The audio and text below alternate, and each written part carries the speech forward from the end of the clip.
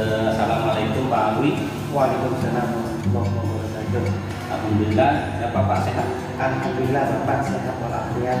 Alhamdulillah ya Pak ya. Jadi pada pagi hari ini kita pendampingan individu yang kelima Pak ya. Iya Bapak. Pendampingan individu yang kelima itu saya mau ingin informasikan bahwasanya tentang ini Pak, nanti kita bahas tentang refleksi modul 3.1 yaitu tentang sumber daya di sekolah, sumber daya yang ada di sekolah. Terus refleksi tentang pemetaan aset, ya. Terus refleksi tentang ini pengambilan keputusan Pak, jalannya Pak Amin mengambil keputusan itu. Terus lanjut nanti rancangan program yang berdampak pada murid. Ya. Terus pengembangan komunitas akademisinya Pak. Dan terakhir nanti dialog pasca informasi yang sudah dilakukan, yang kita sudah lakukan. Jadi Pak, pasca informasi pembelajaran akan dialog. Itu aja yang kita bahas pada hari ini. Sebelumnya saya bertanya dulu Pak Abi, apa yang sudah dilakukan Pak selama 1 bulan ke belakang? Yang pernah saya lakukan ke belakang itu adalah mengidentifikasi sumber daya yang ada di sekitar saya, terutama di lingkup sekolah saya sendiri, seperti sumber daya manusia, kemudian teman sejawat saya dan juga siswa saya, dan begitu juga dengan sarpras yang saya miliki. Saat saya mengidentifikasi itu semua, sehingga saya mengambil sebuah rangkuman bahwasanya saya bisa melakukan seperti ini di sekolah. Contoh, saya seperti sarprasnya memiliki proyektor, saya memiliki sebuah ruangan lab IPA seperti basicnya saya, dan juga saya memiliki laboran atau sumber daya manusia yang ada di lab itu sendiri, sehingga saya bisa meminta bantuan terhadap laboran untuk menunjangnya daripada proses pembelajaran yang akan saya lakukan. Itu Pak ya. Saya juga berapresiasi ke Pak Awi tentang terima kasih sudah melakukan berbagi praktik baik di pembelajaran daring Pak. Melakukan UKOM 3.1, 3.2 dan 3.3, yang terakhir itu 3.3. Terima kasih Bapak. Ya, terus lembar observasi pembelajarannya ini Pak. Iya, ini Bapak, lembar observasi pembelajaran. Oke. Baik Pak Awi, kita masuk ke intinya dulu Pak ya. Iya Bapak. Saya ingin tahu Pak, bagaimana Pak Awi melakukan proses atau menemukan atau mengidentifikasikan sumber daya yang ada di sekolah. Prosesnya gimana? Prosesnya yang kami lakukan adalah saat saya ingin sesuatu pekerjaan, misalkan saya ingin meminjam alat untuk proses pembelajaran saya harus mengidentifikasi apa saja yang bisa mendukung terhadap kegiatan saya. Yang pertama daripada sumber daya manusia itu sendiri. Artinya di sini saya kategorikan mengidentifikasinya laboran yang ada di lab IPA. Alhamdulillah kami memiliki Pak lab IPA, kemudian dengan laborannya. Laborannya tadi Pak, namanya adalah Ibu Rofi sendiri. Itu laborannya. Ya, itu petugas laboran kami. Saya membuat sebuah proposal bahwasanya saya hari ini akan melakukan proses pembelajaran di lab IPA. Saya kasihkan. Nah, setelah itu saat Ibu Lofi mengidentifikasi apa saja yang bahan-bahannya yang akan dipakai, dan juga Ibu Lofi ngasih masukan, Bapak untuk bahan ini nggak bisa dipakai, tapi ini bisa digantikan seperti ini, sehingga ada saling interaksi dengan laborannya. Inilah sumber daya manusia saya yang miliki. Kemudian yang kedua adalah sarpras yang saya miliki, yaitu lab IPA itu sendiri, begitu juga dengan alat dan bahannya. Gitu Pak ya? Iya. Terus apa saja Pak kendala atau tantangan yang dihadapi Pak? Tantangan yang saya hadapi saat mengidentifikasi sumber-sumber daya yang saya miliki, kadang-kadang ada sumber daya yang tidak bisa diwujudkan. Contoh, ada alat dan bahan tidak ada di lab. Apa yang perlu saya gantikan untuk menunjangnya daripada proses pembelajaran ini? Sehingga ambil contoh kayak seperti mengidentifikasi asam dan basa. Di lab nggak ada tentang masalah lakus, tapi bisa digantikan dengan alam sekitar, yaitu menggunakan tumbuh-tumbuhan. Itu sudah plus mengatasinya Pak. Jadi tantangan ini nanti alternatifnya ini gitu ya Pak. Iya, benar Pak. Terus perasaannya Pak setelah berhasil itu?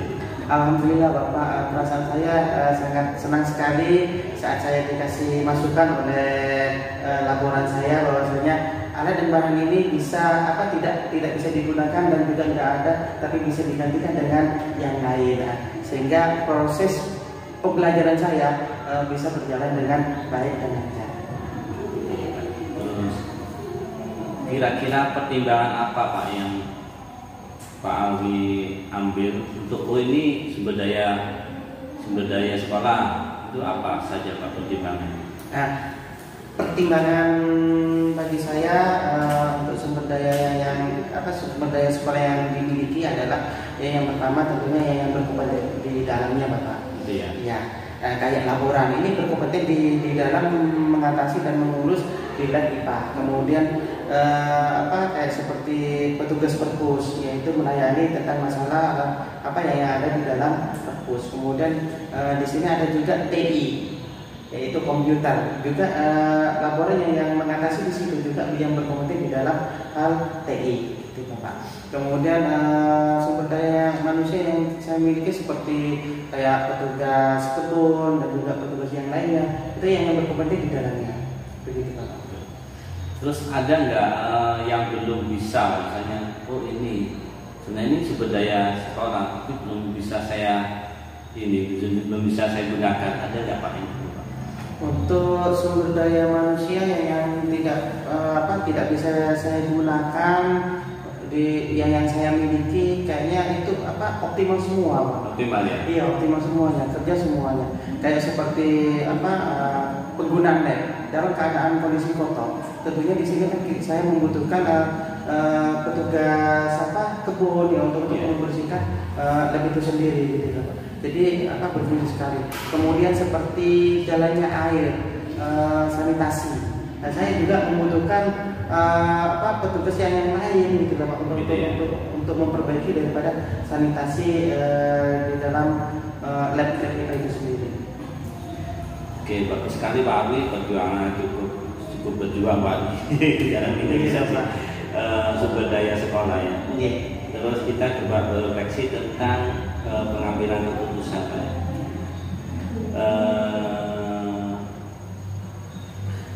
Berdasarkan hasil pemetaan Pak ya. Jadi kalau mengambil keputusan bagaimana dikatakan ya, saya ada masalah di keputusan. Bagaimana Bapak itu pemetaan yang sudah diberikan itu mempengaruhi hasil keputusan itu Pak. Ini masalah, katanya gini. Apakah bagaimana pemetaannya itu mempengaruhi hasilnya Pak? Oh gitu. Pemetaan kebijakan dalam mempengaruhi hasilnya itu tentunya saya harus hati-hati dalam mengambil sebuah keputusan agar keputusan yang saya ambil hasilnya itu minim sekali risikonya Bapak. Risikonya. Ya. Jadi yang saya ambil tentunya saat mengambil sebuah keputusan, efeknya nanti hasilnya harus minim di dalam sebuah risiko yang diambil. Nah, contoh seperti saat saya tidak menemukan alat dan bahan, apa yang harus saya lakukan? Alat dan bahan ini tidak ada di lab, gitu loh. Saat saya mengambil kebijakan, lebih baik kita ambil di daerah sekitar. Tentunya saya harus mengetahui akibat daripada yang saya lakukan di dalam sebuah kebijakan ini, sehingga risiko bisa sedikit yang saya hindari. Begitu Bapak. Terus apa yang perlu dikembangkan Pak misalnya dalam mengambil keputusan itu? Yang perlu dikembangkan di dalam mengambil sebuah keputusan yaitu kita harus mengetahui dulu latar belakang dan juga solusi yang kita ambil gitu Bapak. Saat Contohnya kayak tadi saat alat dan bahan ini tidak ada, kenapa kok bisa tidak ada? Seharusnya ada ini. Nah ini harus diidentifikasi dulu, kemudian latar belakangnya apa, itu Bapak, sehingga akan memunculkan kebijakan yang bisa yang bisa diambil untuk kedepannya. Kira-kira hal apa yang mendukung hasil dari pengambilan keputusan itu sudah benar? Hal apa Pak yang mendukung? Hal yang mendukung bagi saya ya tentunya terutama yang paling utama itu dari pihak sekolah itu sendiri, baik kepala sekolah dan juga petugas laborannya itu sendiri. Nah, kalau pihak sekolah saat alat dan bahan tidak ada, tentunya kepala sekolah juga mendampingi bagaimana caranya mewujudkan alat dan bahan itu sendiri. Ya mungkin dengan cara membeli dialokasikan di dalam BOS. Ini Pak. Gitu ya. Iya. Kira-kira selama Pak Alwi berpengalaman berapa tahun Pak jadi guru? Saya jadi guru sudah hampir 15 tahun. 15 tahun ya. Berarti bisa nggak Pak dibagi pengalamannya tentang dilema etika Pak? Bisa. Dilema etika. Dikasih contoh Pak. Kasih contoh. Oh, saya pernah ngalamin ini. Terus penyelesaiannya di mana? Bisa dikasih contoh Pak? Begini Bapak. Dilema etika yang pernah saya hadapi yaitu saat saya melakukan proses pembelajaran, yaitu menggunakan proyektor Bapak. Proyektor. Ya, proyektor itu pada waktu itu hidup. Nah, ketika itu juga kadang-kadang pada saat itu lampu pas mati Pak, padam. Saat padam dapat berapa menit, 15 menit, kemudian hidup lagi, lampu itu ternyata proyektor sudah nggak bisa dipakai lagi Bapak. Nah, karena ya mungkin kaget karena proyektor ini kan adalah sensitif sekali Pak terhadap tegangan gitu Pak, nggak bisa padam kemudian hidup lagi gitu Pak, karena harus menggunakan prosedur untuk menghidupkannya.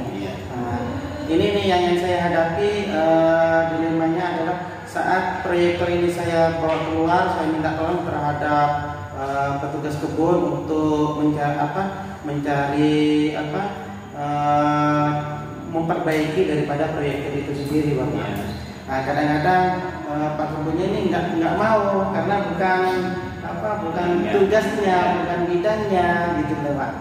Tapi oleh saya tak kasih solusi, sudah tolong servis yang tertutup ini sampean antarkan aja, nanti uang servisnya dan juga lelahnya sampean pergi ke sana akan saya ganti.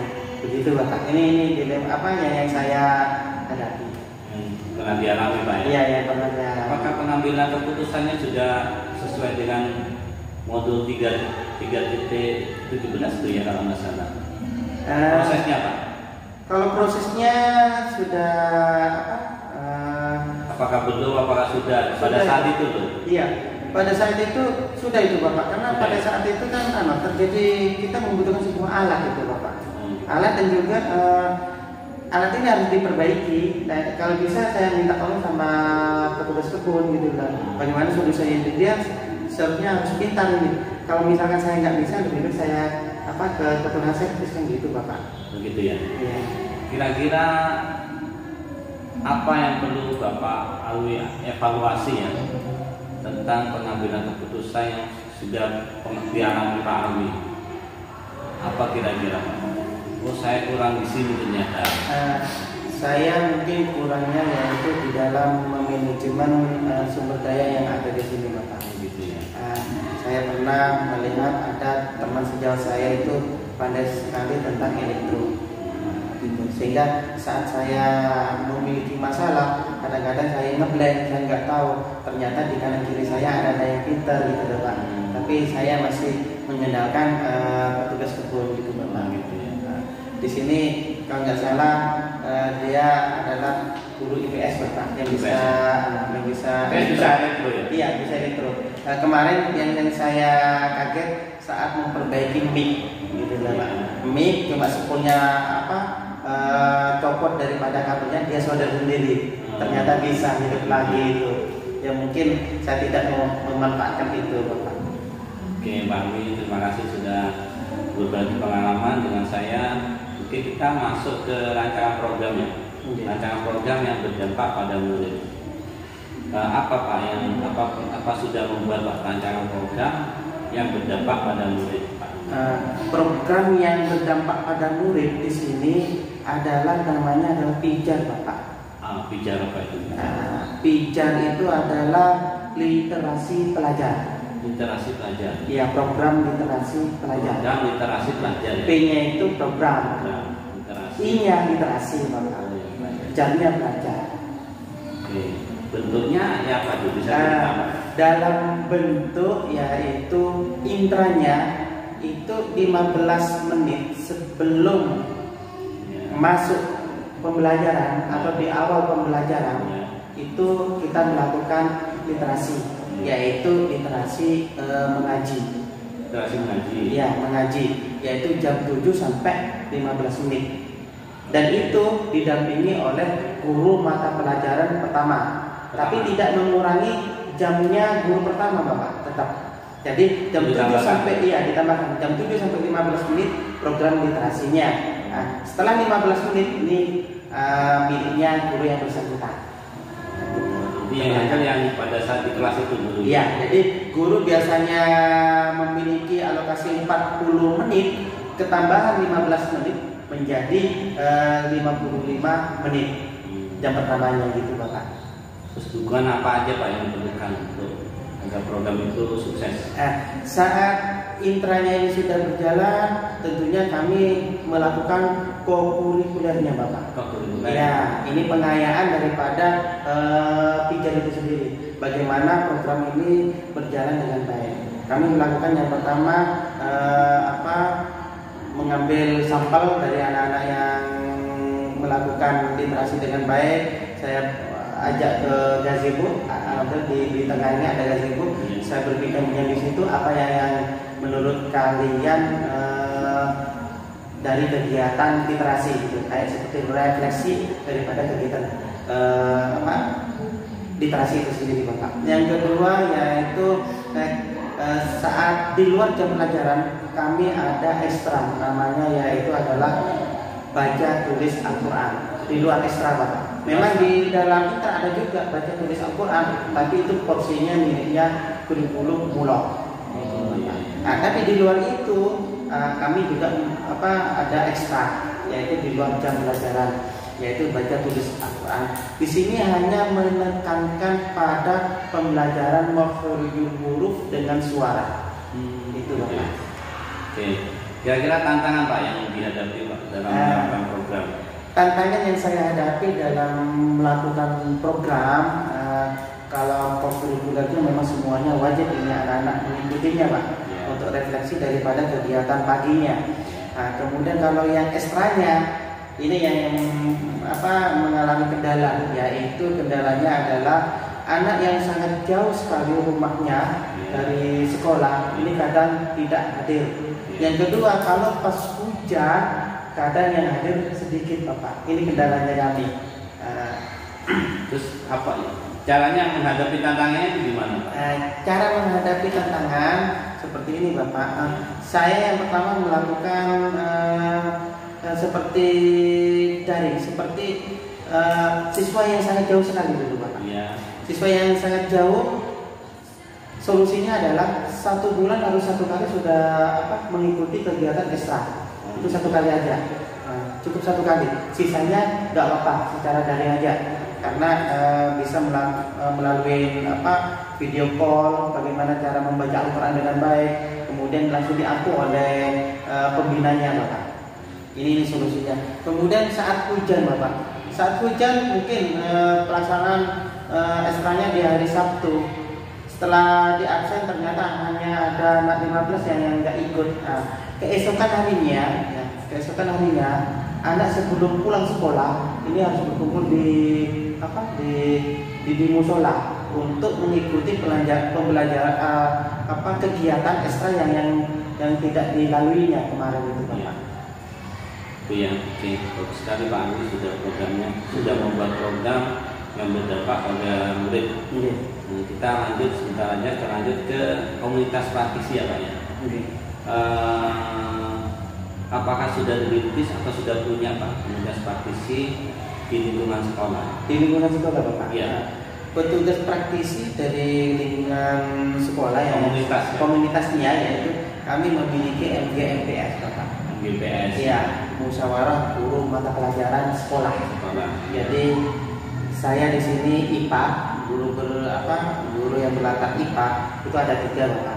Ibu Nurul Fadila, kemudian Ibu Loviana Kinantian, dan juga saya sendiri Aliahin Suparto. Jadi ini berumbu saat terjadi sesuatu kendala di dalam proses pembelajaran, kami selalu sharing Bapak. Saat saya bercerita tentang seperti ini, saat menghadapi anak seperti ini, tentunya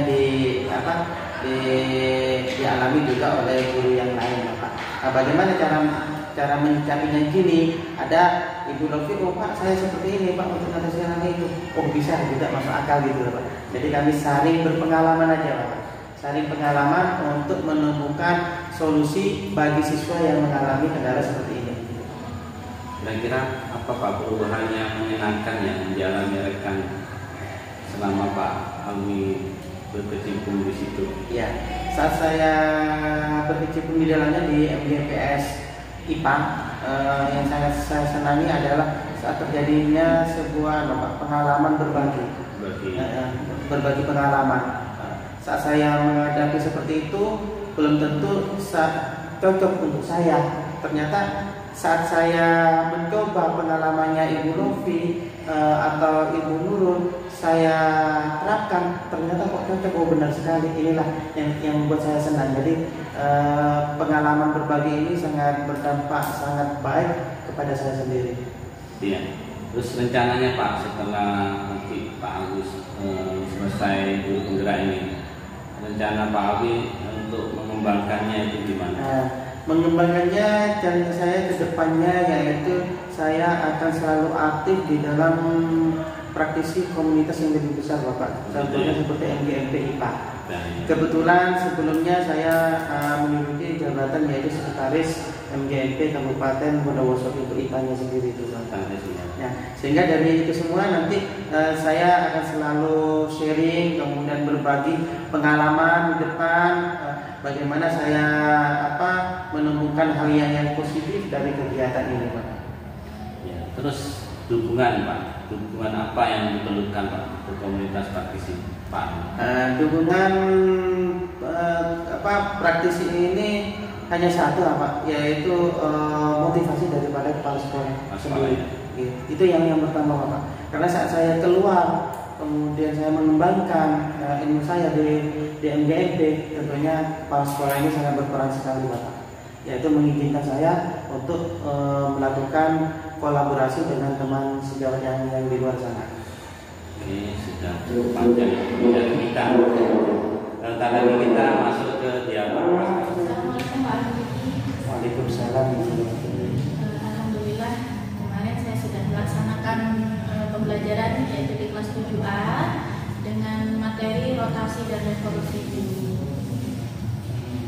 Untuk perasaan saat Ibu Lovi dalam proses pembelajaran kemarin, bagaimana yang Ibu Lovi merasa, apa yang dirasakan?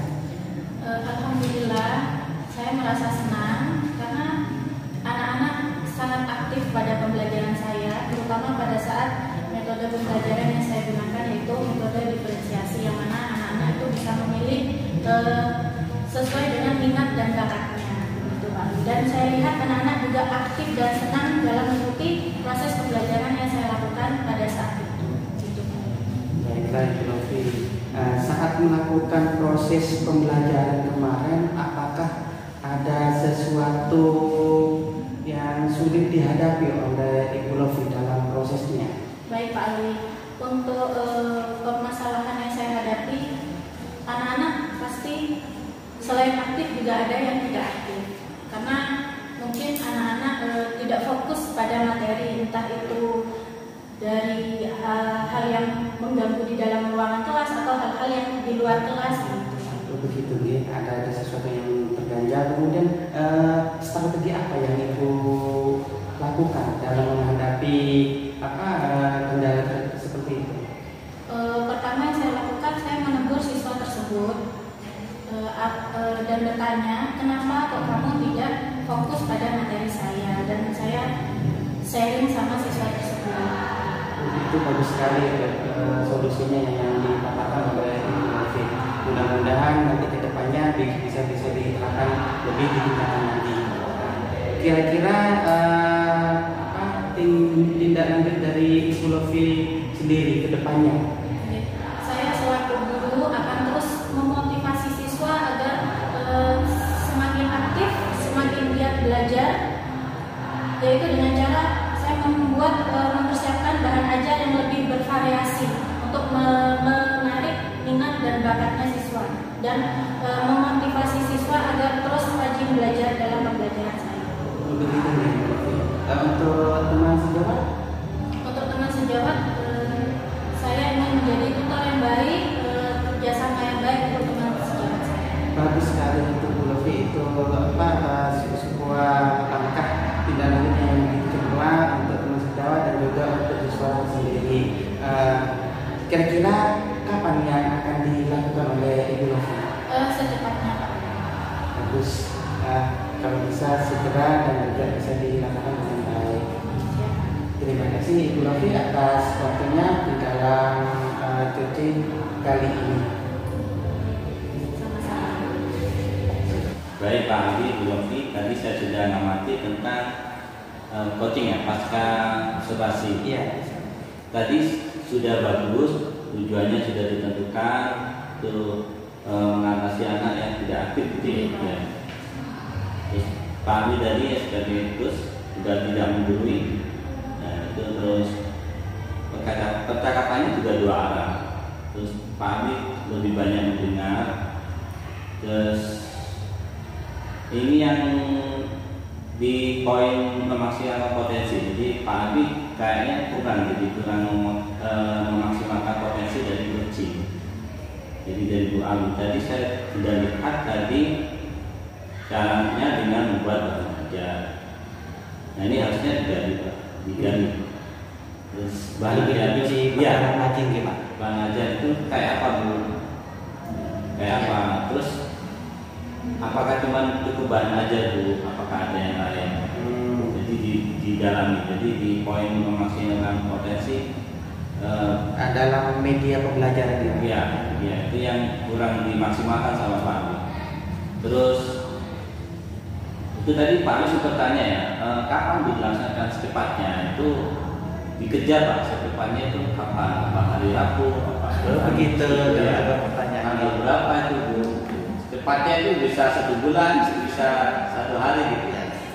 Jadi sudah bagus tadi poinnya, tidak menggurui. Terus mungkin saya sedikit berbagi. Jadi kalau misalnya Bu Novinya macetnya, bahan ajarnya apa aja Bu? Apa ya Pak? Saya cuma itu. Nanti Pak Abi biasanya itu dipancing dengan pengalamannya Pak Abi, gitu. Jadi kalau Pak Abi ngasih saran langsung itu nggak boleh ngasih saran. Saya ingin menghindari. Iya, memang harus dihindari. Sarannya itu dihindari. Biasanya untuk mengakalinya itu dengan berbagi pengalaman. Ya, bahan ajar misalnya Pak Abi dengan berdirilisasi lagi, misalnya dengan macam-macam, nanti Pak Abi cerita tentang pengalamannya. Iya. Nah dari situ nanti dipancing Pak Abi, kira-kira Bu Novi apa idenya, gitu. Dipancing lagi, terus dipancing lagi.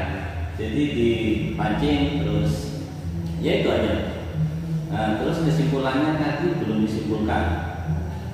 Kesimpulannya harus dari coaching. Ditanya lagi Pak Abi, misalnya lupa, kira-kira apa yang Bu Novi yang dapat diambil dari percakapan hari ini? Itu kan belum tadi poinnya belum masuk. Jadi ya yang terakhir itu ya refleksinya juga, refleksi di awal, direfleksi lagi gak apa-apa. Tadi refleksinya cuma tindak lanjut daripada Ibu Novi sendiri. Iya. Sedangkan untuk kegiatan cucinya belum. Iya. Jadi apa yang kita dapat dari percakapan pada hari ini itu diterapkan kali Pak. Iya. Nanti kalau misalnya lupa tadi belum ya gitu. Apalagi itu. Jadi lebih dalam lagi menggali daripada potensinya coaching. Itu aja dari saya. itu bagus, tinggal latihan aja. Baik Pak Alwi, kita masuk ke coba kita diskusi tentang dialog pasca operasi ya Pak dengan Bu Lofi tadi. Iya.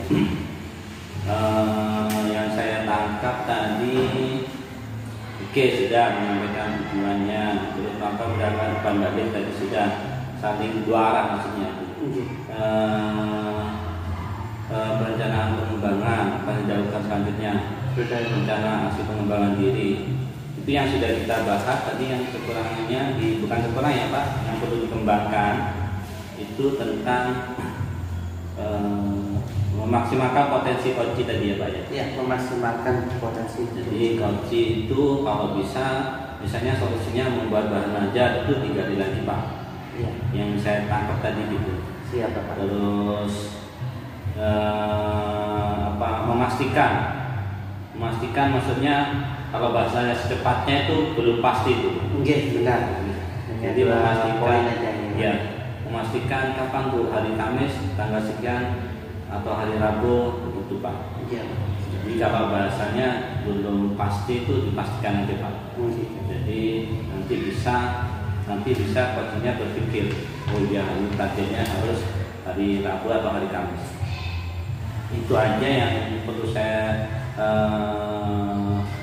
komentari ya Pak ya tentang coaching yang Bapak lakukan dengan Ibu Novi tadi. Terus yang terakhir ini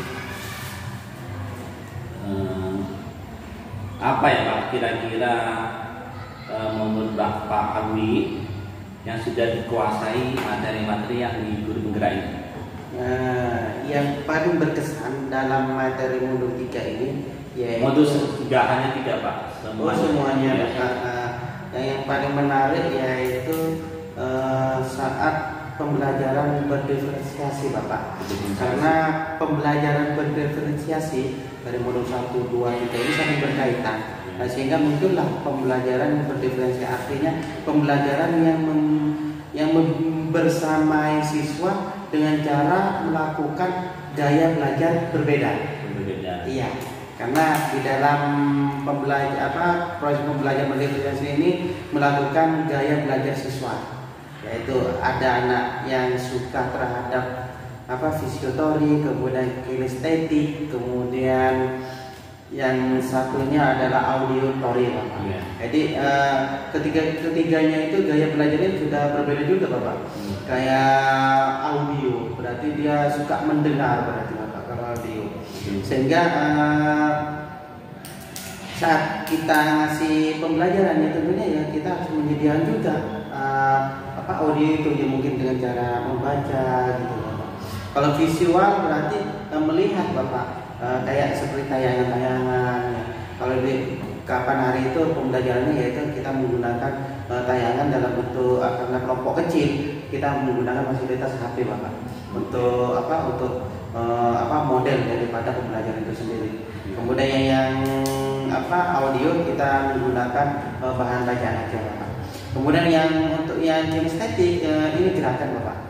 Ngasih contoh langsung kayak seperti rotasi dengan revolusi. Nah, kita praktekkan aja 2 orang. Satunya yang berfungsi bertugas sebagai planet, satunya yang bertugas seperti bumi. Nah, bagaimana caranya rotasi dengan revolusi? Rotasi dia berkeliling dengan sendirinya, sedangkan dengan revolusi berkeliling mengitari matahari gitu Bapak. Jadi dengan adanya pergerakan itu dengan dicontohkan sehingga mudah dipahami oleh anak yang kinestetik ini Bapak. Jadi cukup bermakna ya Pak ya? Iya, cukup bermakna sekali Pak. Berdiferensiasi ya. Iya. Terus materi apa yang masih bingung atau ingin dipelajari Pak? Yang bingung dan yang perlu saya mendalaminya yaitu tentang aset Bapak. Aset ya? Ya. Karena di sini saya masih mengembang. Ini apakah asetnya lari ke yang ke positif, artinya dalam hal positif ini aset-aset yang yang kelihatan oleh mata gitu Bapak. Kalau misalkan asetnya yang tidak kelihatan oleh mata, kayak seperti contohnya saat kita nggak memiliki sesuatu, apakah perlu harus ada gitu Bapak. Ini Bapak yang saya bingungkan. Jadi perlu pendalaman lebih lanjut untuk masalah aset. Iya Pak. Oke Pak Alwi, terima kasih sudah ini. Saya juga berterima kasih tentang berbagi praktik baik Pak Alwi di dalam pembelajaran daring. Pada satu call, pada saat call 1, call 2 ya. Itu kan sebenarnya itu interaksi berbagi praktik baik dengan sesama PDP. Saya juga berterima kasih di situnya Pak. Terus saya memang mengingatkan ini Pak, untuk menyebarkan dan mengikut survei kompetensi guru penggerak feedback 360 itu Pak, itu nanti ada survei ke kepala sekolah, ke rekan guru, 5 rekan guru, terus perwakilan murid 5 orang. Nanti diambil surveinya, respondennya itu nanti diinput ke LMS. Diinput di LMS ya, Pak. itu ada nanti di LMS di Candidata. Iya. Terus juga saya ingatkan tentang melakukan diskusi terkait pemetaan aset Pak. Yang dilakukan TGP, pemetaan aset ini diskusinya dengan kepala sekolah, dengan rekan guru, dengan murid, dengan orang tua. Ya, nanti diadakan diskusi, bikin notulennya, terus dibikin fotonya juga, video juga boleh, foto juga boleh. Terus mengumumkan hasil pemetaannya. Jadi hasilnya itu dipetakan nanti hasilnya apa. Jadi notulen itu sebenarnya. Jadi hasil daripada